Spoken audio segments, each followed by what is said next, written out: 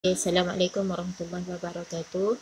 Hari ini saya akan bantu bagaimana untuk menjawab soalan kebat. Okay. Fokus kali ini adalah bahagian isi sahaja. Okay, ini salah satu contoh soalan kebat berkaitan dengan iblis dan syaitan sahaja. Jadi, kalau kita tengok dalam worksheet ni, berkaitan dengan soalan kebat, soalan berkaitan dengan iblis saja, ada 4 contoh soalan yang mungkin akan ditanya. Okey, kita tengok satu persatu bagaimana untuk menjawab. Yang pertama,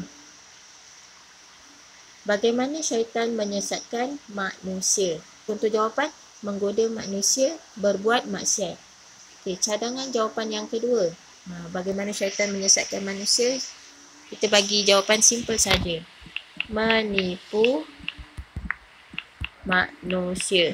Okey, tak perlu panjang-panjang, pendek saja. Menipu manusia. Dah dapat 1 markah. Okey, seterusnya, apa contoh isi lain? Bagaimana syaitan menyesatkan manusia? Menggalakkan manusia berhibur yang melampau. Okey, ini contoh jawapan. Okey, seterusnya, persoalan yang berkaitan dengan iblis dan syaitan lagi. Okey, ini contoh soalan kebat lain lah. Bagaimana menghindari godaan syaitan? Contoh jawapan yang pertama, menambah ilmu agama. Sebenarnya banyak, kita ambil yang simple saja. Yang kedua, apa jawapan yang sesuai? Cara menghindari godaan syaitan. Beribadat kepada Allah Subhanahu wa ta'ala. Dan yang ketiga, apa lagi? Contoh cara menghindari godaan syaitan. Berakhlak mulia.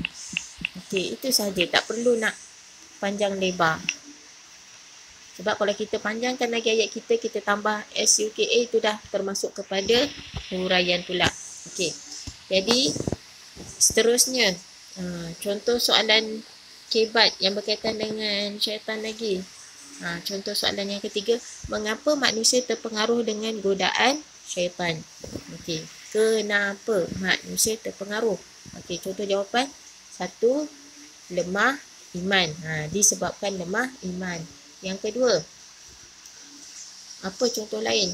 Manusia, sebab mengapa manusia terpengaruh dengan godaan syaitan? Kurang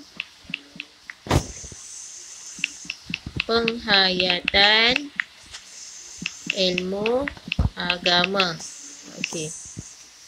Yang ketiga, sebab apa? Sebab lain yang menyebabkan manusia terpengaruh dengan godaan syaitan.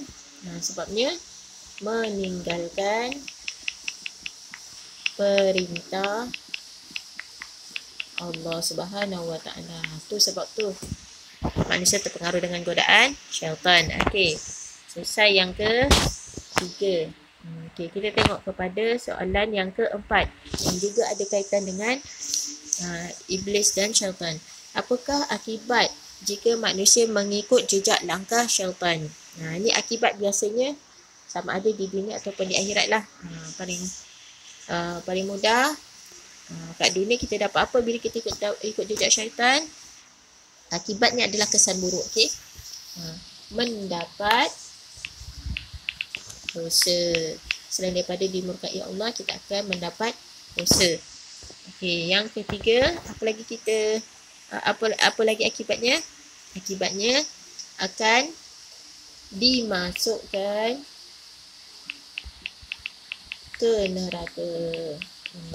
Ini kalau kita ikut jejak langkah syaitan. Itu sahaja. Okey, selamat mencuba.